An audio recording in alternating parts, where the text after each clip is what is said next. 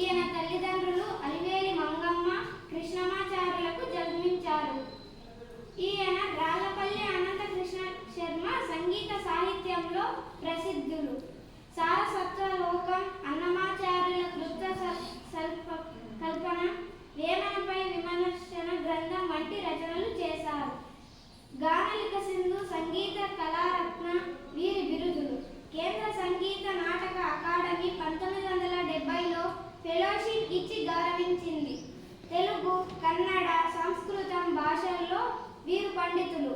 రాయలసీమ సాహిత్యంలో చిరస్థాయిగా నిలిచిపోయే పెనుగొండ పాటను రాళ్లపల్లి అనంత కృష్ణ శర్మ రాశారు. ప్రస్తుత పాఠ్య భాగం శ్రీ శాలివాహన గతా సప్తవతి సారం నుంచి గ్రహించబడింది. ఇప్పుడు మనం కవి పరిచయం చెప్పుకున్నాం కదా, ఈ కవి పేరు ఏమిటి? రాళ్లపల్లి అనంత కృష్ణ శర్మ. ఈయన కాలం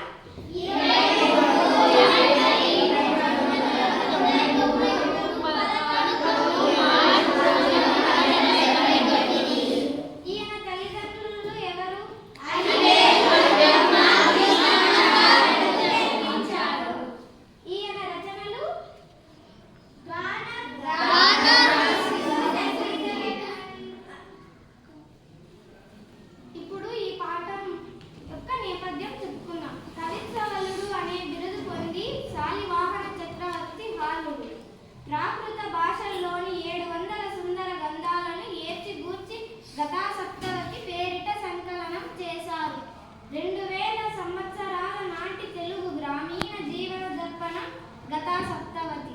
మనిషి నైతిక ప్రవర్తనకు, మానవీయ విలువలకు ప్రాధాన్యత ఇవ్వవలసిన అవసరాన్ని ఈ పద్యాలు స్పష్టం చేస్తున్నాయి. ఈ కవిత్సలుడు అనే బిరుదు ఎవరికి పొందింది? హాలుడు 700 సుందర గంధాలకి ఏమి పేరు పెట్టారు? ఇప్పుడు మనం హితోక్తుల పద్యాలు చెప్పుకుందాం. ఈ పద్యాలకు మూలం హాలుని గతా సప్తవతి, అనువాదం రాళ్లపల్లి అనంత కృష్ణ శర్మ. ఇప్పుడు మనం రెండవ పద్యం చెప్పుకుందాం.